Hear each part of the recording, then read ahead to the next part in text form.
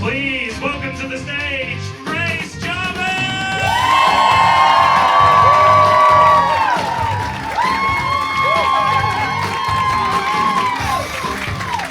Hello. This is so exciting. Thank you all for coming out. This is incredible. This dress doesn't have pockets. Women's clothes don't have pockets because when they do, we put rocks in them and walk into lakes.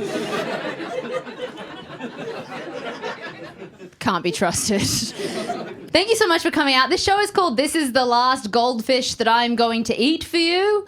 It's called that because my dad thought that would be a good name for a comedy show. When I was about 19 and had been doing comedy for 8 months. The man is too supportive. But it's been a real nightmare, if I'm honest. I have some real regrets about the name. It's too long, no one can Google it. I did it in Edinburgh last year. At a couple of times it sold out. They had to write it on a chalkboard. They wrote it as, "This is the last goldfish you are going to eat for me."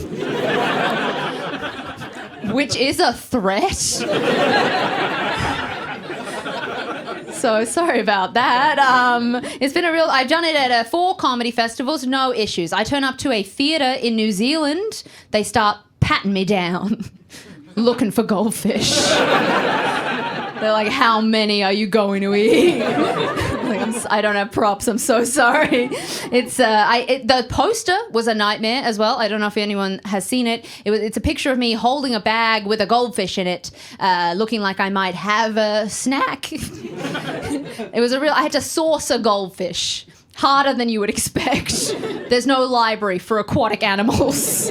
I went along to a pet shop. I said, "Hello, may I please borrow a goldfish?" And they said very reasonably, "That is not a service we provide." It's like, fair enough, no worries. Could I buy a goldfish and bring it back? Because I don't want to be a girl who owns a goldfish. I already own a 3-legged rabbit who got me electrocuted last year because she was chewing on a cable that I later plugged in. I cannot own a goldfish. Who knows what it'll do to me?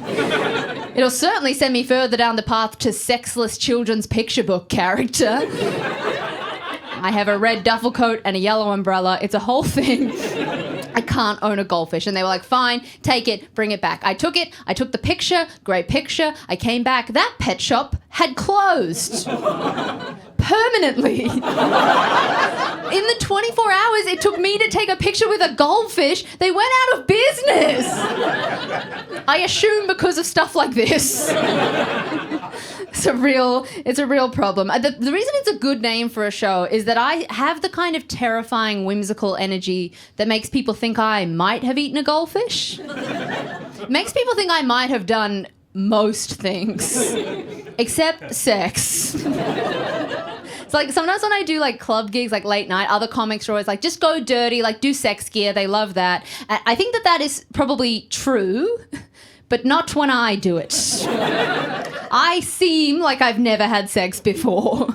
I start talking about getting fucked, everyone's like, "Oh, sweetie." What happened? Like, we've been in a room together for 5 minutes, you can already tell that I lost my virginity to a Flight of the Conchords song. I was a victim of shuffle. Don't worry, I'm not weird. Recently, I went along to a psychiatrist and he diagnosed me with autism. Immediately. Too quick. He was like, "How'd you go making friends in school?" And I was like, and he was like, "Autism." I feel like everyone I know, like all the comics in the last few years have gone along to a psychiatrist, gotten diagnosed with ADHD, got put on speed. I go along, autism. Fucking nerd. No medication for this. It's all me. Now sit down. Let me tell you about a very specific pen I enjoy. It's the Uniball Gel Impact. It's my favourite kind of pen. I'm looking to get sponsored. Don't worry, that's the most amount of eye contact I can manage in a set. You are safe from me. It's a unique experience getting diagnosed with autism as an adult because you sort of have to look back at your life and realise that a lot of stuff makes a lot of sense. Like, I was a toe walker as a kid, which is like one of the main diagnostic criteria. Like, my parents noticed, but they didn't do... Well, my dad's an army veteran, so he bought me some really heavy boots to weigh me down. Like, I remember in primary school, I was doing this project on Steve Irwin. You're familiar.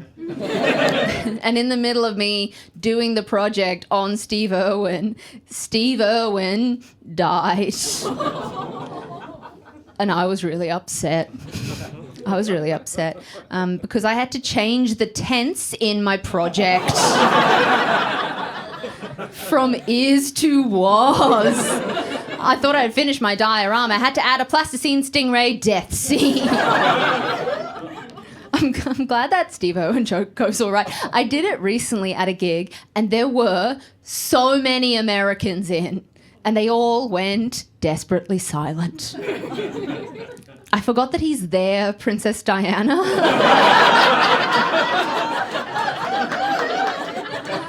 Which is weird, because he's not really ours. They had a similar haircut, I suppose. Americans are so weird about Steve Irwin. Have you noticed? They're still crying. Poor Bindi Irwin's just trying to do a TikTok dance. All of her comments are like, oh, your dad gone too soon. Like, she knows. She's not looking for him. She lives in a mausoleum covered in his face.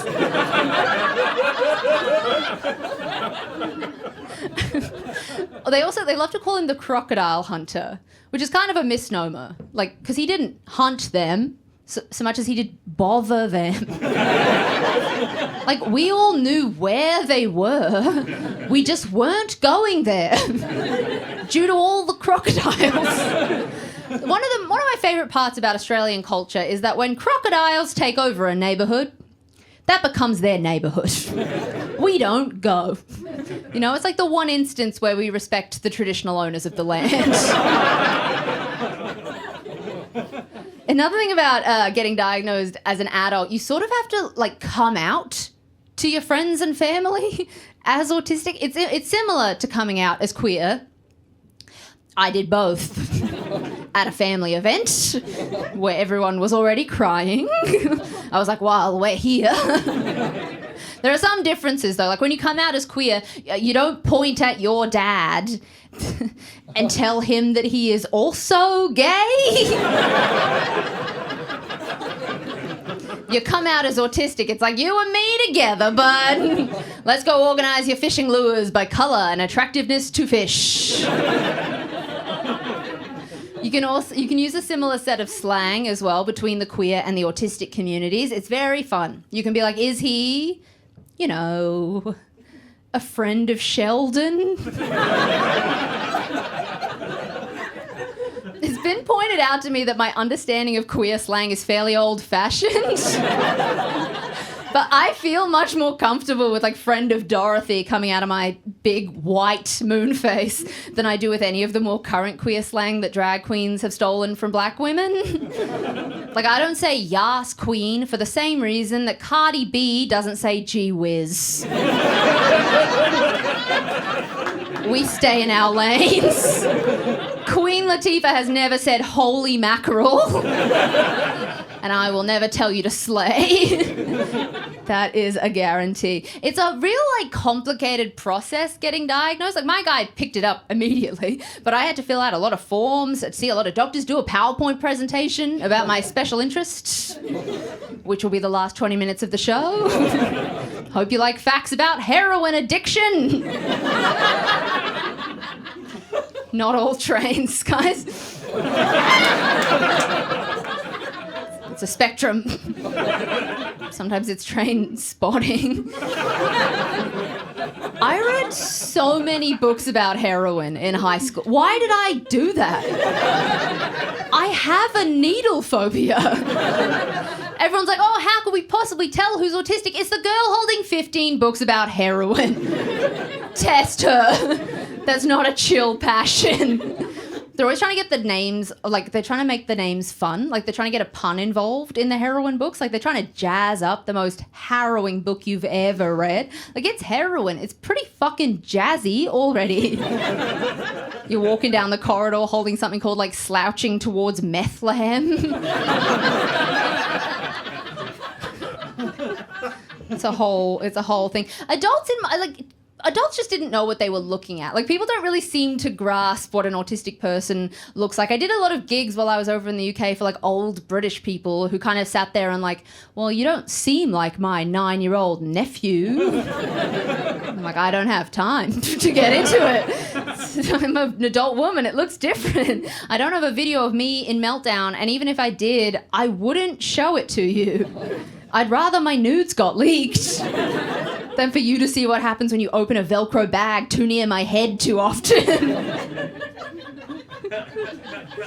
Also, while I was over there, at one point I was flyering and a guy came up to me, took my flyer, and he held it up next to my face, which I don't love. And he was like, well, you're very beautiful. And I was like, not a ticket sale, but thank you. Then he went away and he came back. Don't come back. If you're going to be creepy, fast exit, I have to say. He came back. He was like, what's your show about? I was like, oh, it's about getting diagnosed with autism as an adult. And he was like, I would have picked autism. I wouldn't have picked as an adult.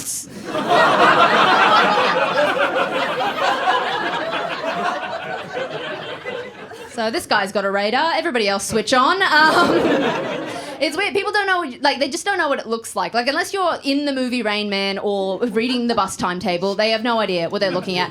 I kept telling adults in my life that I felt like a cartoon character in a movie about real people.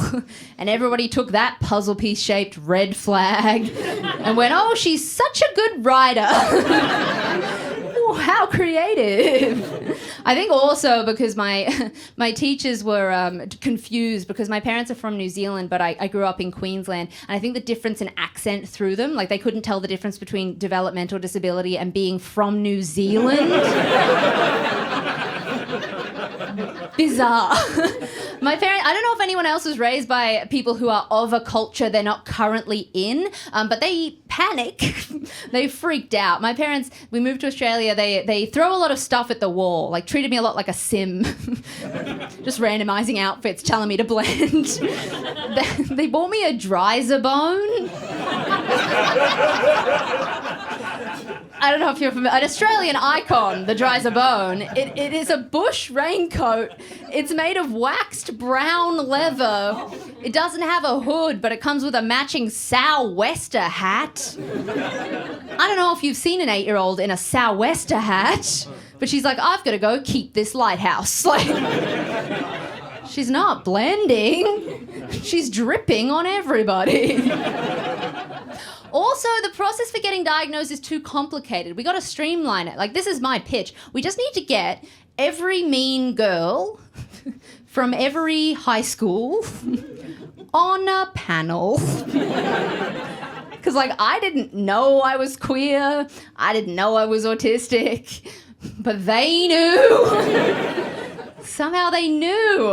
I don't know if it was my obsession with Victorian England or that I'm really good at packing a trailer. Somehow they figured it out. Statistically speaking, I cannot have been the only queer person at that school. If I had a time machine, I would go back and have us unionize. Just get a schedule going. Spread the bullying out a bit more evenly, you know? Like, get a picket line outside the gym change rooms. Like, you know, if you're going to call your best friend your lesbian lover in your Instagram caption, you can't yell at us for glancing at you when we're getting changed for swimming. We have rights. It was a very conservative. I went to an all-girls school too, which is a terrible environment to be figuring out that you're queer. It's like realizing that you might want to be a boxer someday while you're getting KO'd. It's very, very wild. I went to a very conservative Scottish Presbyterian all-girls school in country Queensland. So very white. Very white. Just to give you an idea of how, like, conservative it was, in year 7, we had to go on an excursion to Brisbane, nearest big town, took the bus, to Chinatown, That was the excursion, by the way. We just went to Chinatown. A bunch of adult educators pointed at a marble lion and went, "See? Culture."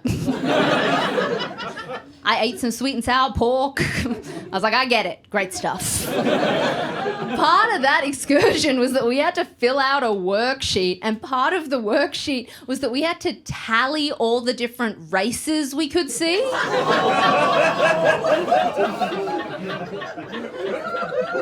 I am 12 years old. I'm like, is that guy Korean? Should I ask? I don't think you should ask. That's how white what my school was. We had to go on a literal human safari to see anybody that didn't look like us. And like, I'm autistic. I love a worksheet. But like, even I at 12 years old was like, there's something not right about this. Mostly because it's like a really hard task. Like, racial characteristics are pretty hard to identify, not to mention arbitrary. But now I'm doing the job of a literal clipboard carrying Nazi. And I don't say Nazi to be hyperbolic. I mean Nazi. Like 1930s wearing Hugo Boss. It was a difficult assignment as well, just because like my only understanding of racial stereotypes up until that point had come from my dad's vintage collection of Asterix comics, which were written in the 1950s and set during the Roman Empire. I'm 1,500 years behind what I'm supposed to be looking at here. Just wandering around Brisbane in a private school uniform, holding up an Asterix comic, trying to figure out who's a Visigoth. We got any Picts in the room tonight? It's just old-timey for Scottish.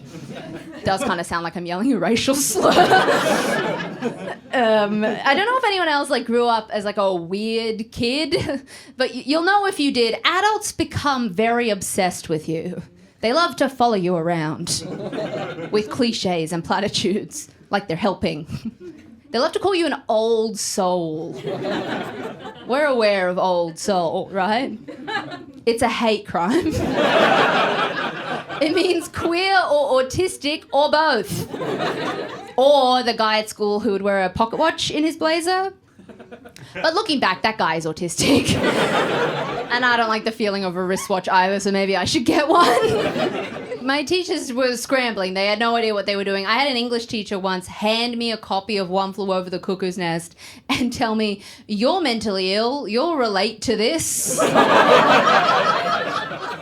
Which we can agree is an insane thing to say to a 17-year-old. But ultimately, it's just bad English teaching. That's not what the book is about. It's like if she handed me Romeo and Juliet and went, "It's about how you need to fight for love." Not what it's about. Like, my teachers just had no idea what they were looking... They were scrambling, you know. They landed on inspirational quotes. You know when you really run out of ideas, you start putting text over sunsets? That's where they were. In the Facebook sense, too, where they think that you can surgically remove the words from the context of the person who said them and they'll still mean the same thing. Like, they loved this one. You'll have heard it. It's Oscar Wilde. Be yourself, everyone else is already taken, which is, in theory and on paper, a righteous sentiment. But it is a pretty big swing at a conservative all-girls school in the most homophobic electorate in the nation. Oscar Wilde, pretty famously, being himself when he was arrested for homosexuality. And you guys are not chill about that. The school pastor once told me that if he could, he would put all the gays on an island. Fun, luau. And destroy that island. A very chill guy. He had a pet quote as well. He loved, "They laugh at me because I'm different. I laugh at them because they're all the same." You know who said that? Kurt Cobain. That is an insane choice to chuck in amidst a bunch of, you're going to be all right, kid, head pat. He was not all right. At no point was that man all right. It's wild. It's a miracle I even knew who Kurt Cobain was. Like, I was not familiar with him through his music. I was aware of him through his prolific heroin addiction.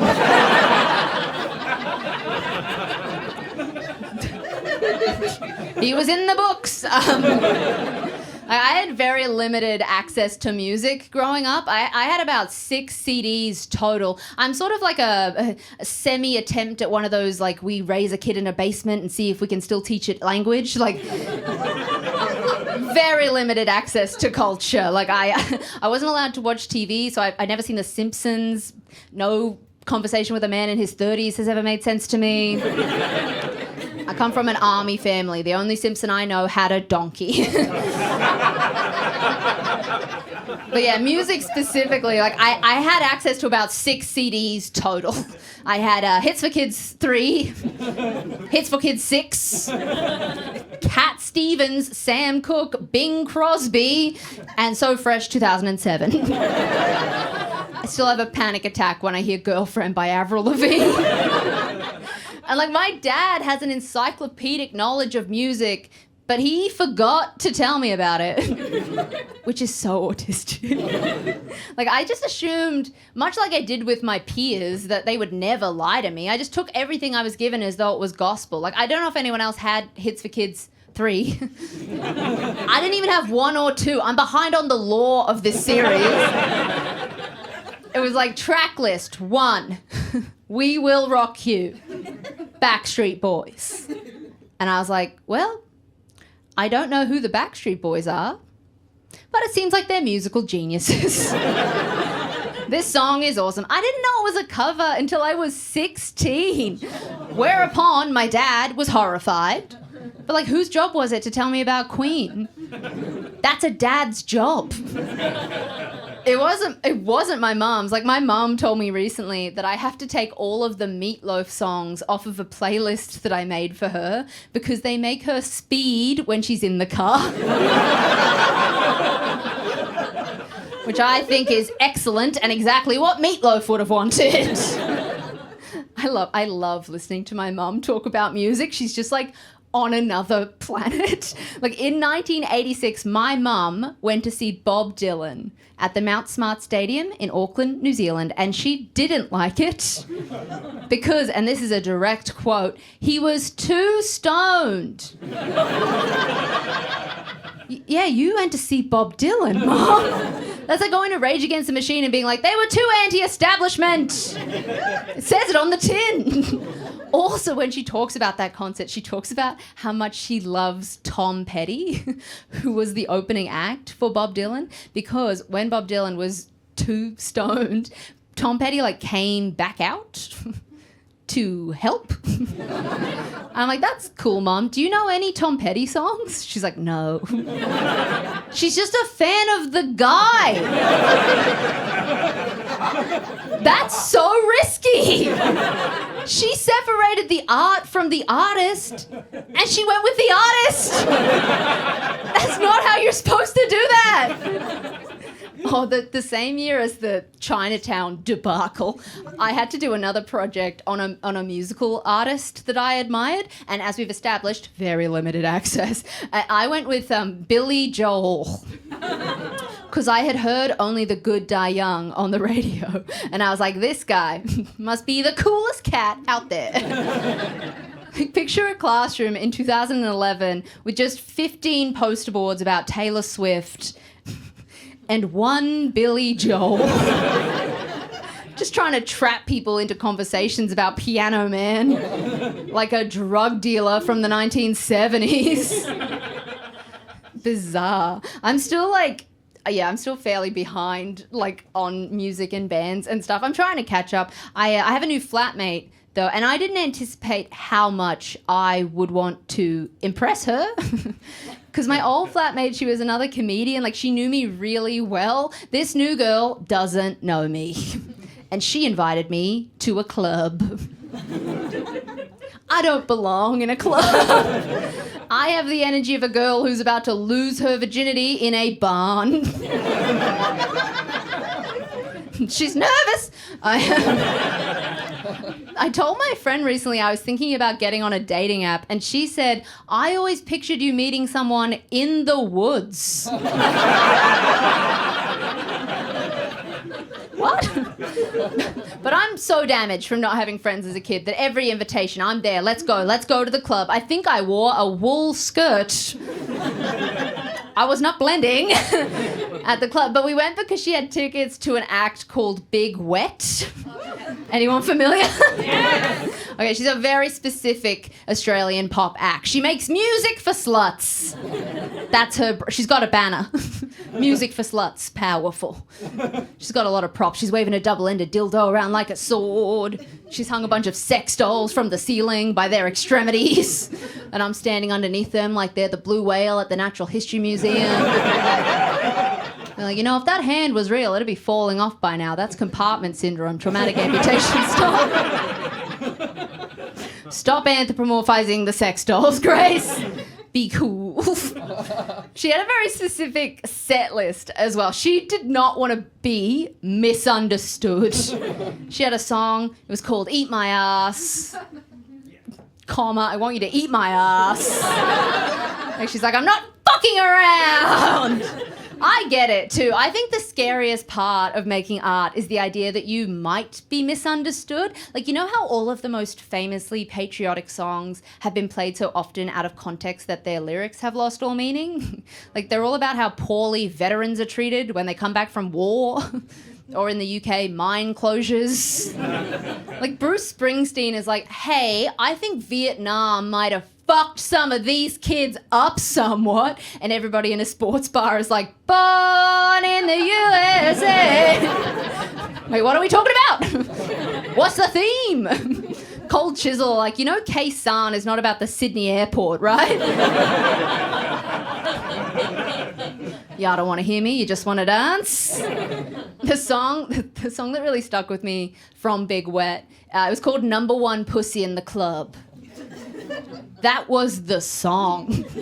She's like, I got the number one pussy in the club. I got the number one pussy in the club. And then this is indicative of the fact that I should not have been there.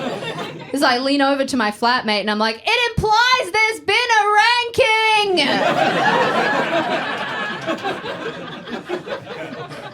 ranking. Like, there's a worst pussy in the club. And I want to hear her story.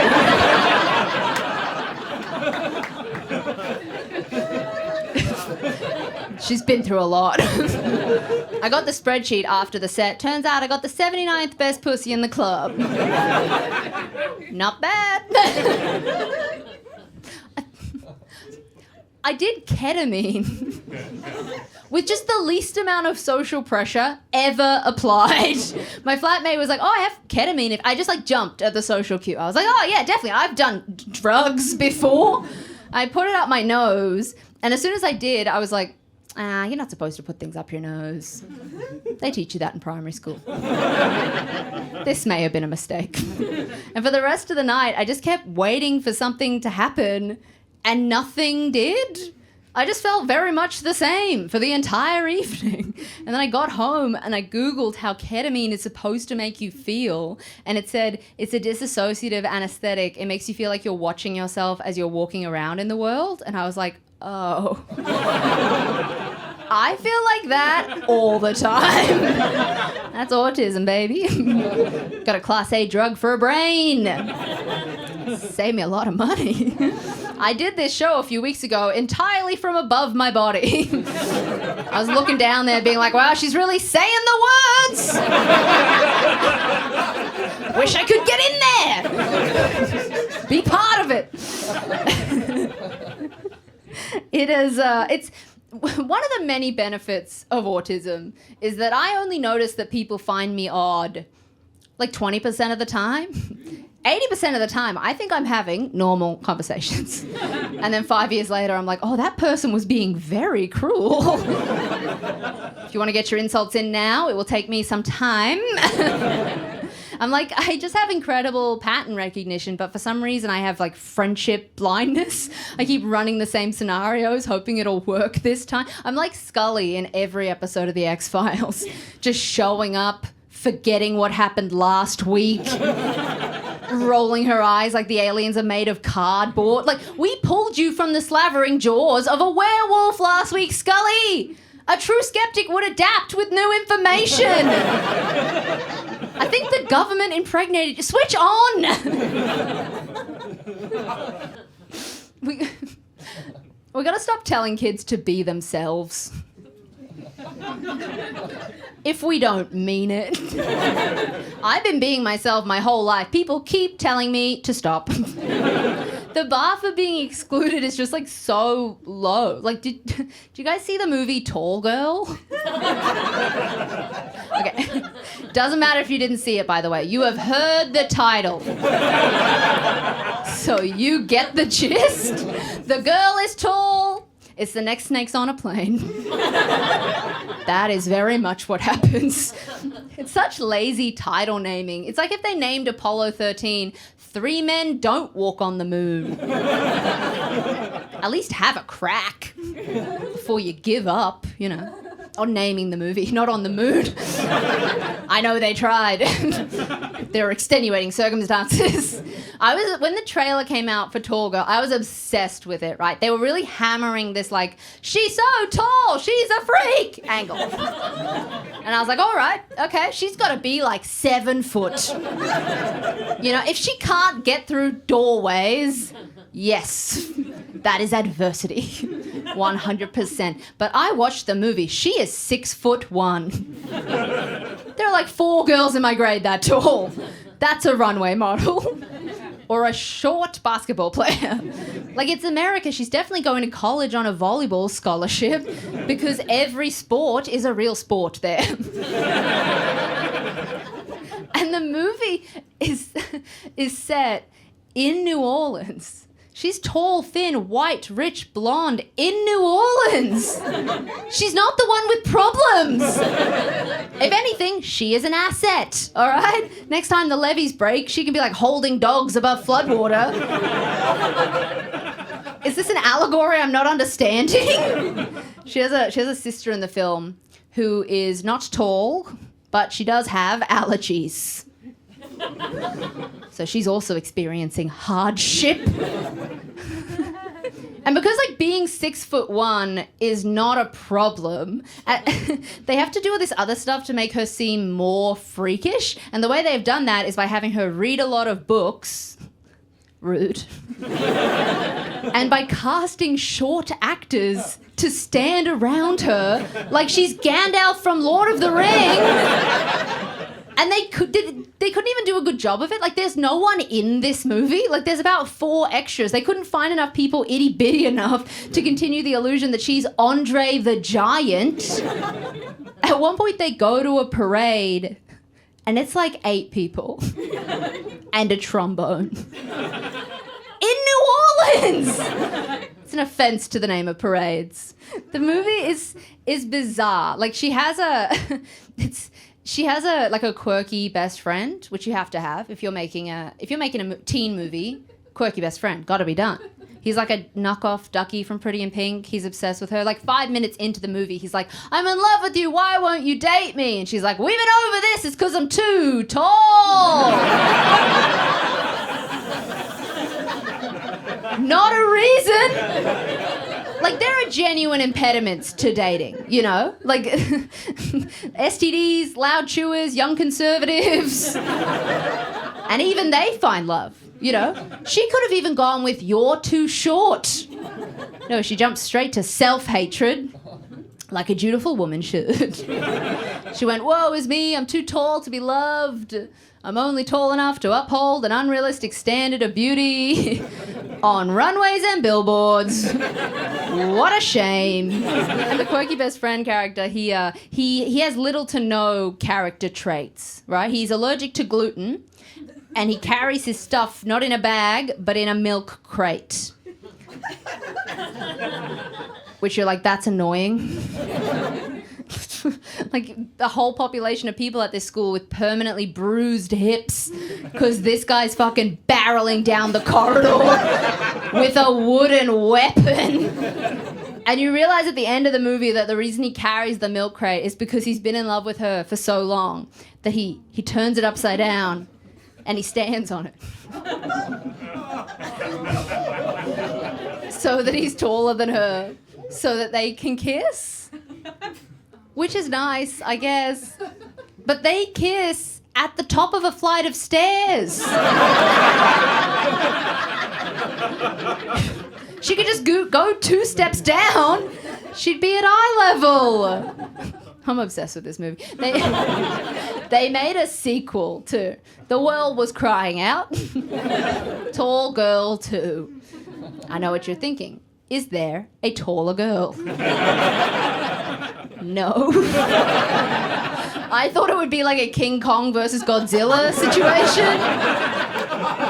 No, she just gets confident in the second film, which predictably makes the plot worse. And the moral of the movie, as it always is be yourself, right?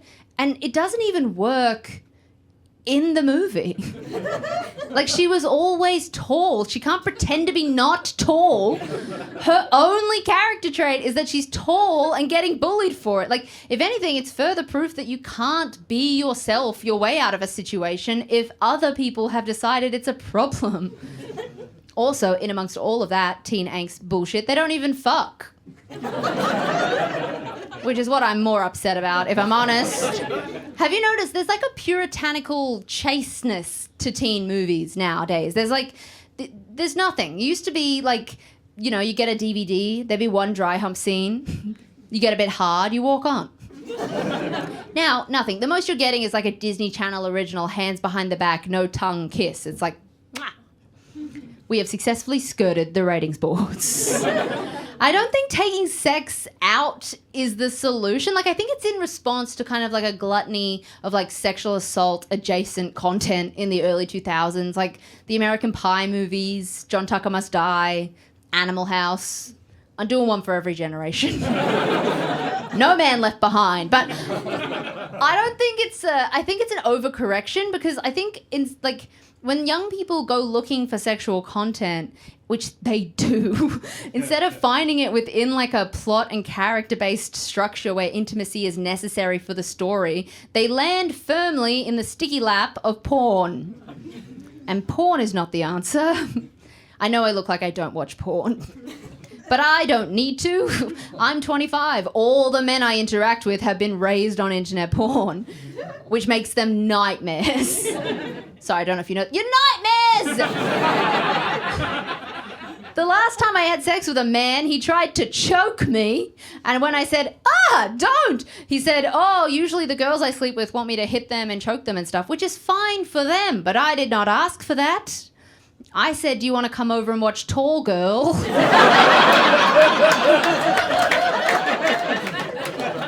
And now I am under attack. It's so, like, bizarre as well. Like, while I'm here, actually, who told guys to do that thing where they write the alphabet with their tongues? That person should be in jail with that bullshit Dolly Doctor advice. I feel like I'm on Sesame Street. I got dudes writing infinite jest on my clip to prove they've read it. Also, as an additional PSA, you're supposed to do cursive letters. Just in case he's in. You know what happens when you do a block letter A? You miss the clit entirely. A lot of negative space in a capital letter.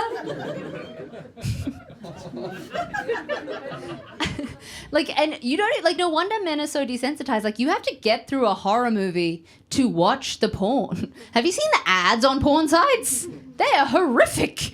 I saw one recently. It was a woman in the shower, minding her own business. She gets pulled out of the shower by her throat like a cartoon chicken, eyes bugging out, to be violated in the place she's supposed to feel most safe. Like, not only is that a horror movie, it's the most famous horror movie of all time. That's Hitchcock's Psycho. You made it beat for beat. Why? Please just let me watch some incredibly communicative lesbians. In peace. I already watch porn like it's a horror movie, like with my hands over my eyes. Don't go in there! He's behind you!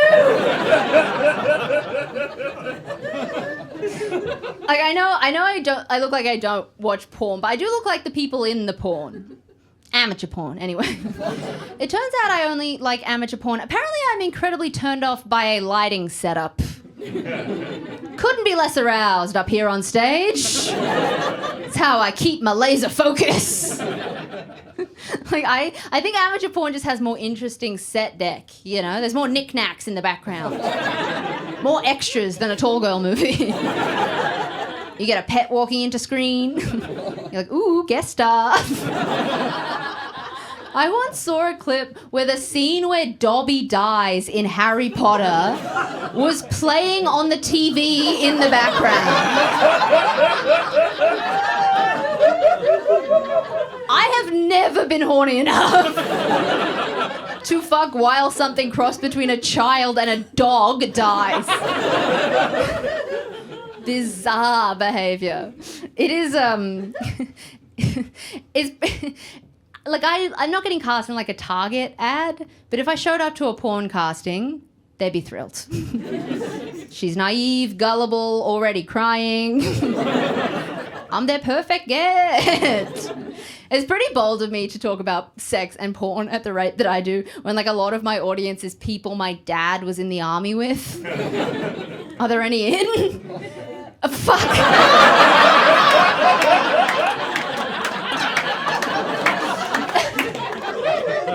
You can usually tell from like 1,000-yard stare, crossed arms, refusal to put their back to the door.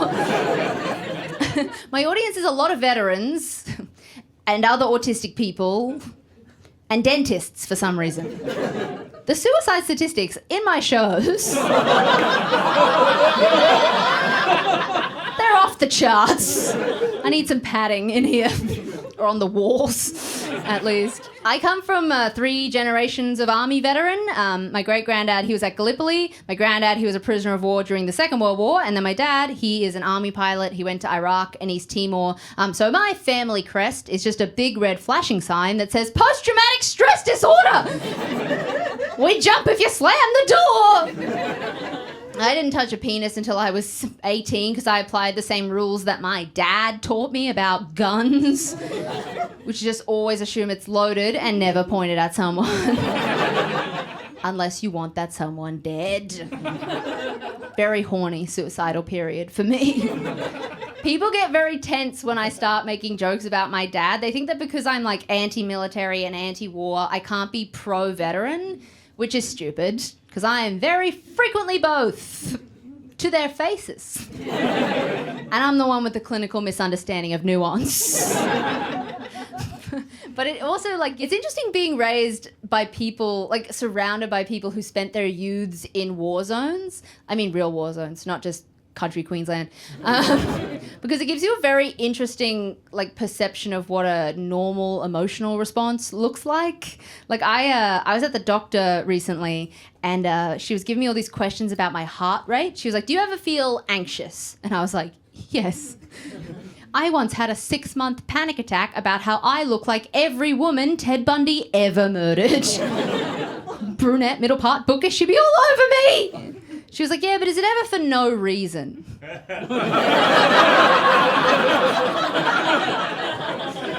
Yes. But I live in fear, lady. And she clearly wasn't getting the answer she was looking for, so she went more specific. She was like, well, what about crowds? How do you feel in crowds? And I was like, oh, I'm fine with crowds. And she went, really? You don't seem like someone who'd be fine with crowds. Which, rude. She's like, you don't feel like you're in danger and like you're under attack and like you're being compressed and like you need to get out of there? And I was like, oh, yeah, that's being in crowds. It's like, no, that's being anxious in crowds. Because my bar for that is my dad and all of his friends from the army, who when you put them in a crowd, they go, I have to get out of here in the next 4 seconds or I'm going to get arrested. Compared to that, great with crowds. I just implode, you know? Don't make it anyone else's problem. Speaking of which, I was a self-harmer as a teenager, which really kills a room. I can do a trigger warning for this next bit, but you have just been watching me do stand-up comedy, so I assume you're fine with other forms of self-harm also. If you were concerned for my safety, you could have intervened by now.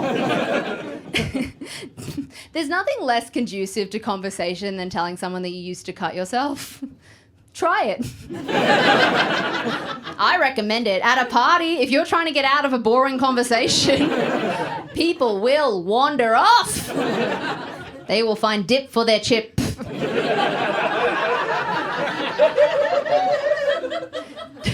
Telling someone that you used to be a self-harmer is about as effective as telling someone that you're really into Warhammer.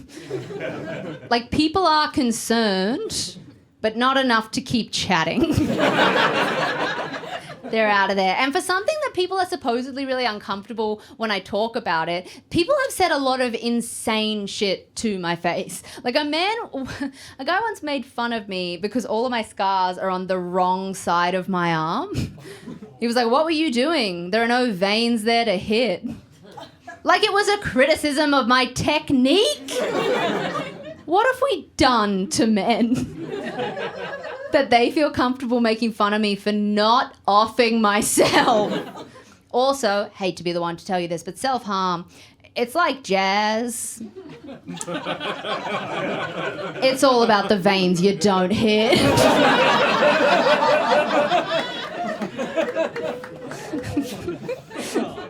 It's okay if you feel like uncomfortable and weird about this, by the way, like this topic. Like, that's good, actually. I already think we need to re-stigmatise mental illness so that I can get a goddamn psychologist appointment. They are fit on the ground. Stop sending your weird boyfriends to therapy. Some of them are just like that.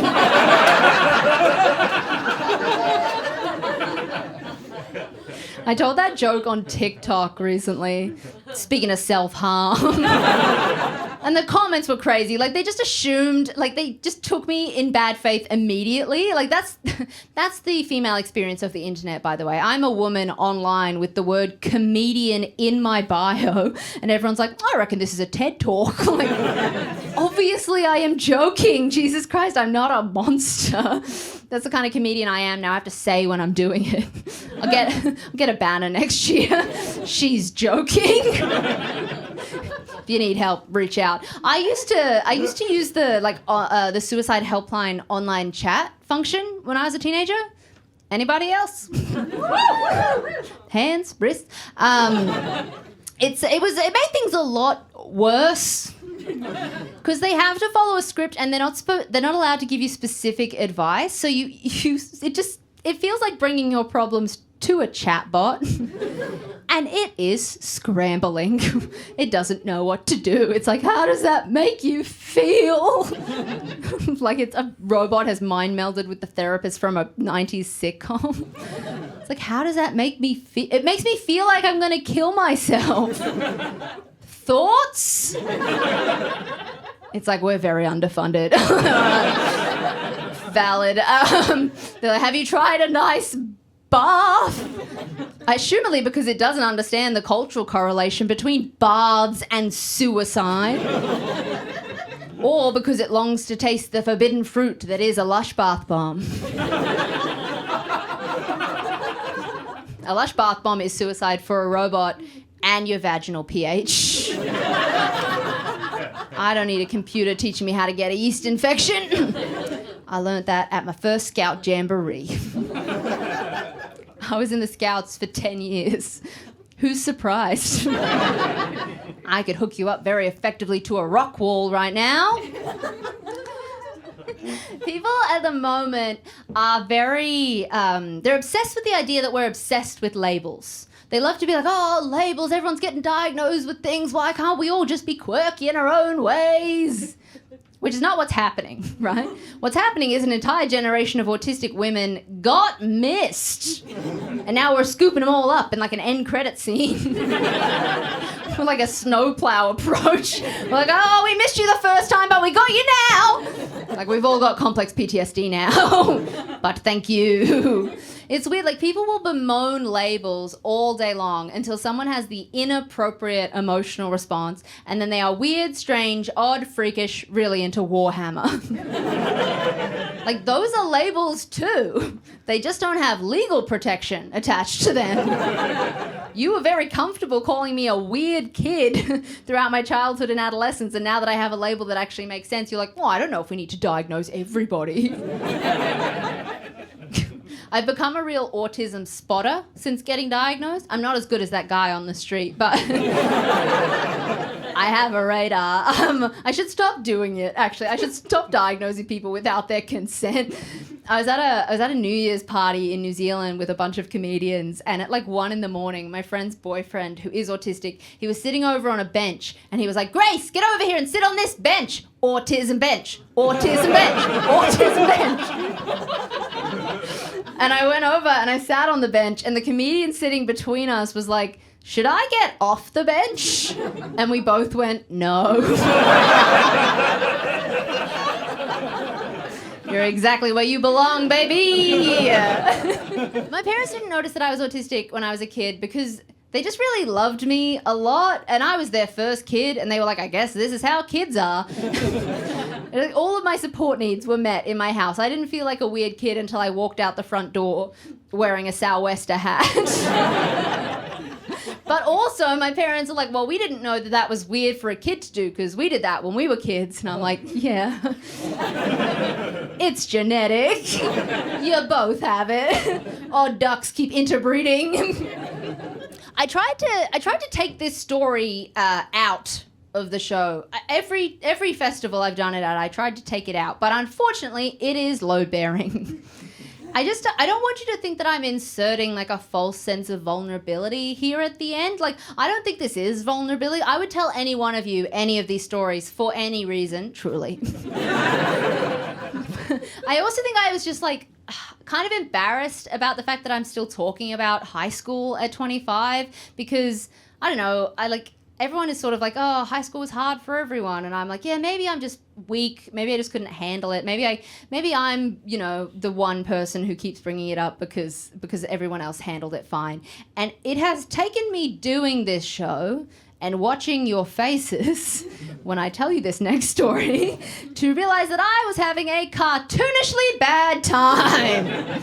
My last year of school, I got pulled out of class without anybody telling me why. And that made me very nervous because the last time that happened, it was so that a school administrator could accuse me of being gay and tell me to stop. I don't know how she thought that would work, but I missed Punnett squares for that. Like, I still don't know if I'm supposed to be able to roll my tongue or not. I mean, I know that I can't. Can I? Every night I'm like, tonight's the night. No, I can't. But I don't know what it means genetically speaking. A whole chunk out of my scientific education so that a middle-aged woman could tell me she thought I was gay. And we didn't need her for that. We had Michelle Pfeiffer. I know I should change that reference to someone younger, but like, truth to power, it was Michelle Pfeiffer. She's still in movies, I don't know if you know. It was Michelle Pfeiffer in Stardust and Hairspray. So that's a cannibal witch and a segregationist. And I was like, this is for me. On this occasion, though, I got pulled out of class to be accused of self-harming, which again, duh. And the way they handled that was they pulled me out of class, chucked me in an office, told me everybody knew that I was cutting myself, and locked the doors. Once again, I cannot believe I am the one lacking social skills. And in the days and weeks following this hostage situation, I I felt really embarrassed about how I handled it because I wanted to be the sort of person who could articulate herself. You know, I wanted to be straight. I wanted to be normal. I wanted to have the correct emotional response to the death of Steve Irwin. But they locked me in a room. And my prisoner of war granddad jumped up in the back of my head and went, "Get out! It's not safe." And my veteran father came up in my chest and went, "Burn the place down." And I heard my mum in my head telling me they are not allowed to treat you this way. And I took all of that and I started screaming. Screaming like the building was on fire, screaming like the world was ending, screaming like I had fallen Inkheart style into one of my heroin books and I was surrounded by needles. Just losing my mind. And they did not know how to handle that. I don't know why, because I think it is the most appropriate emotional response to that situation. I think it's the one time in my life I have had the appropriate emotional response. And in the middle of me screaming about how I hate this town and I hate this school and I hate your religion and I hate these girls who hate me for something that I cannot change about myself. In the middle of all of that, a teacher said something to me, and it was the first time a teacher had said something that wasn't like a weird religious platitude or a poorly used Oscar Wilde quote. In the middle of me screaming, this teacher said, "Well, would you swap? If I could snap my fingers and give you somebody else's brain, would you do it?" And I didn't even think about it. I was like, no, of course not. They're fucking idiots. You think I'm losing this case, you Billy Joel facts?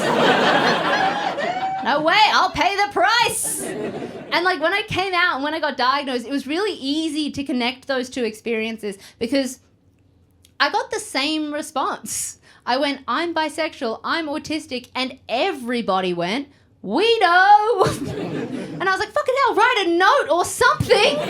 I have been white knuckling life for 22 years. Even tall girl knew she was tall.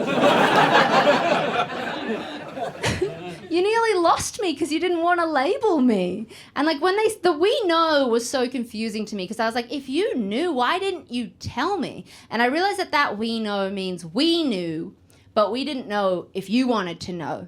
Because we were afraid of labeling you as something that we think is a bad thing, which is crazy to me because like coming out and getting diagnosed were two of the most freeing moments of my life. Like a weight came off my chest. A professional sat me down and went, "You're weird and you can't fix it." And suddenly all of this time that I had spent burning myself out trying to be normal and make friends was wasted. And I was like, well, if that's all it is, then fuck 'em. I'm not going to eat the goldfish anymore.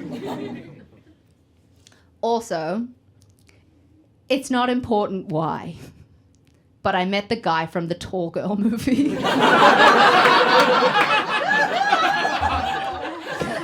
And he was kind of a dick. So even the actors playing the be yourself roles don't really mean it. Or I just wasn't tall enough. To spite him, I will be organising a parade of more than 8 people after this. I've been Grace Jarvis. That's my show. Thank you so much.